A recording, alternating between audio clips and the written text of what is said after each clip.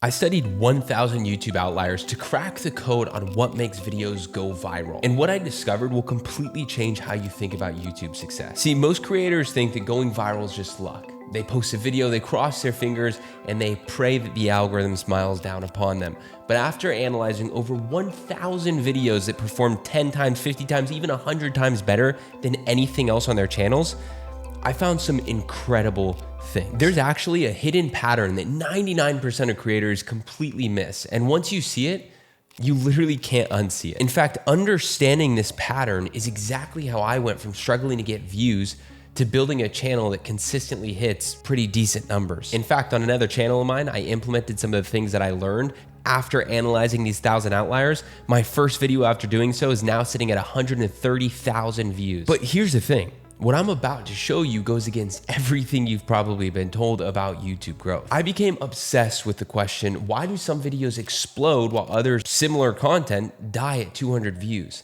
That was bothering me. So I started collecting a ton of data. Every time I saw a video that was a clear outlier, massively outperforming everything else on the channel, I saved it. I analyzed the hook, the structure of the video, I analyzed the thumbnails, the titles, everything. 3 months and 1,000 videos later, I had my answer.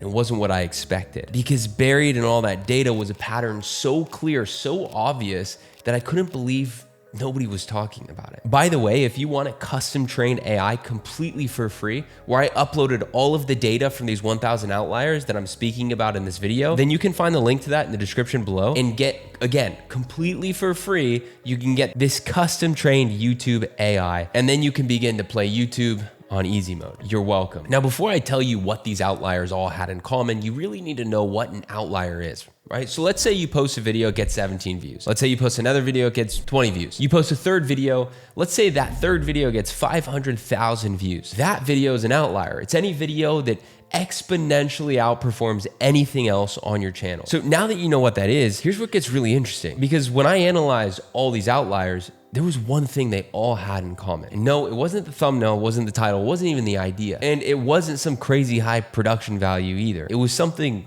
much deeper, something baked into the structure of the video itself. I call it the curiosity cliff. See, most average videos slowly lose attention. It's normal. Viewers start to trickle off bit by bit as the video goes on and on. But a lot of these outliers, I was finding that they do something different. They create this tension, this unresolved setup that makes your brain say, hold on, I need to see where this is going. It evokes curiosity. It's not about retention hacks, it's about psychological gravity, right? Every outlier that I researched and examined had a moment, usually in the first few minutes, where the setup opens a loop, a curiosity loop so strong that you feel pulled forward. And once I spotted that pattern, I couldn't unsee it. But here's what's really happening psychologically. See, most creators think they need to give value throughout the entire video. But within these outliers, I was seeing a lot of them do something different. They would create what I call incomplete loops, or you might commonly know them as curiosity loops, right? Think about it like this. Think about it like when someone asks you a question but doesn't give you the answer,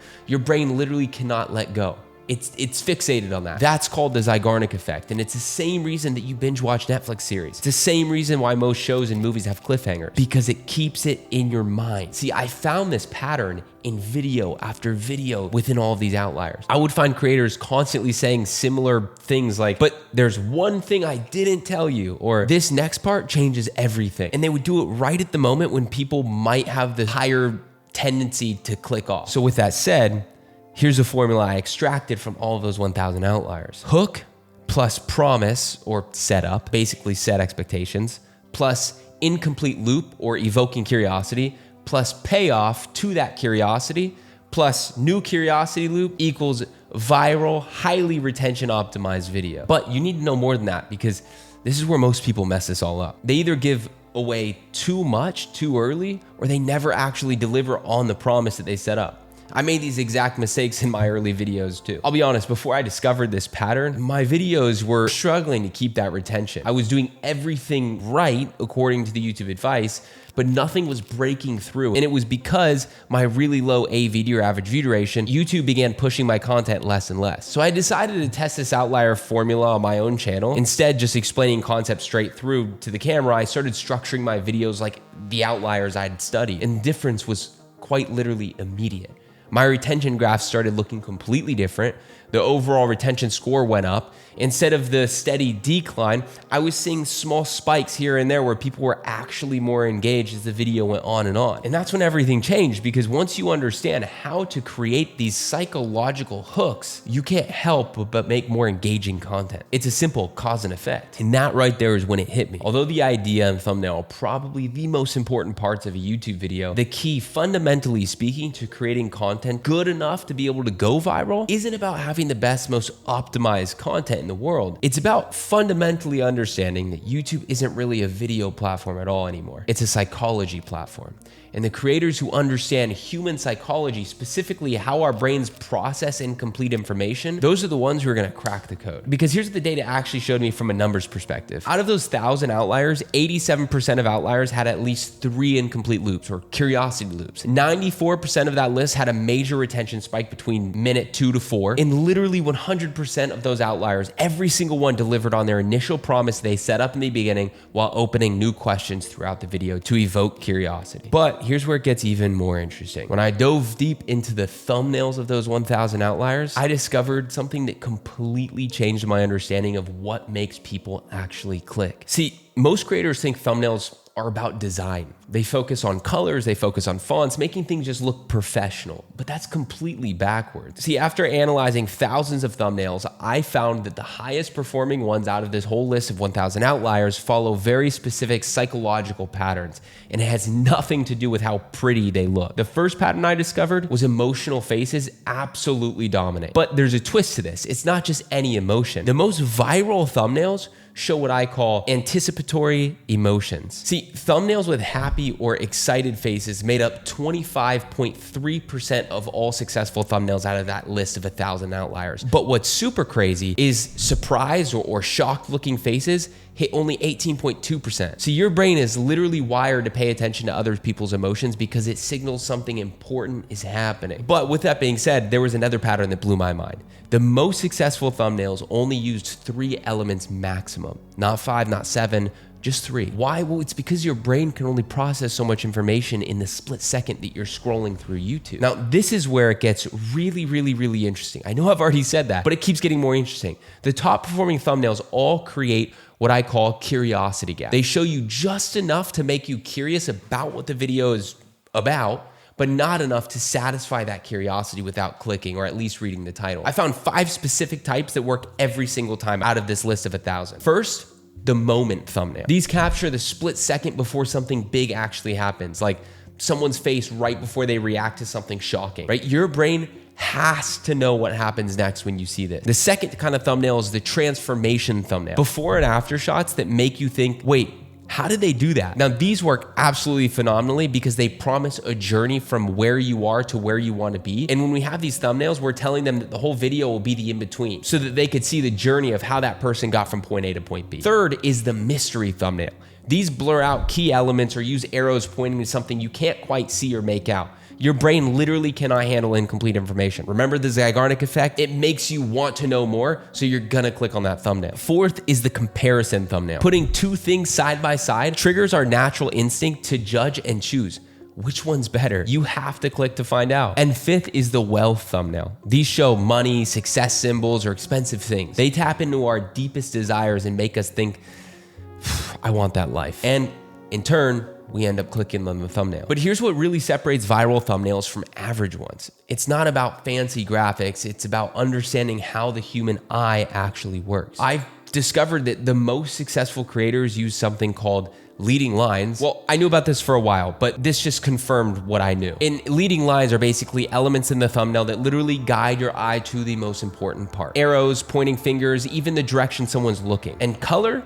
Most people get this completely wrong. The viral thumbnails don't just use bright colors. They use contrasting colors, like orange text on a blue background or a red object against a green background. Your eye can't help but notice the contrast. If you guys want to figure out the best colors for your own thumbnails, you can go to Canva's free color picker tool. You could choose the color that you want and it'll show you a contrasting color that you could use for your thumbnail. I'll put the link in the description below. Now, there's a secret here that shocked me so much. The best thumbnails break the pattern of everything around them. So if everyone in your niche uses dark thumbnails, the bright one stands out. If everyone shows their face, the one without a face gets noticed. And here's where most creators completely mess this up. They make one thumbnail, they upload it and hope for the best. But every single outlier I studied, they had multiple versions they were testing. I found that top creators like Mr. Beast test dozens of thumbnails for every video. They understand that every tiny change, moving text slightly, changing a facial expression, adjusting colors, having completely different concepts, it can double or triple your click-through rate. I never post a YouTube video without split testing at least 3 completely different concepts. And the crazy part about this is it's easier than ever to do so. If you didn't know, YouTube has a built-in A/B split testing tool for thumbnails. You can literally test 3 versions and let the algorithm pick the winner. And I find that a lot of people are actually not using that. Now, with that said, here's something that will change how you think about thumbnails forever. 70% of YouTube watch time happens on mobile devices. That means your thumbnail needs to work when it's the size of a postage stamp. The outliers that I studied out of that list of 1,000 all passed what I call the squint test. I got that from this YouTube strategist, Patty Galloway. He talks about this a lot. If you squint at your thumbnail and you can't immediately tell what it's about, it's not gonna work on mobile. And that means you're gonna be leaving a lot of views on the table. This is why simple, bold elements dominate,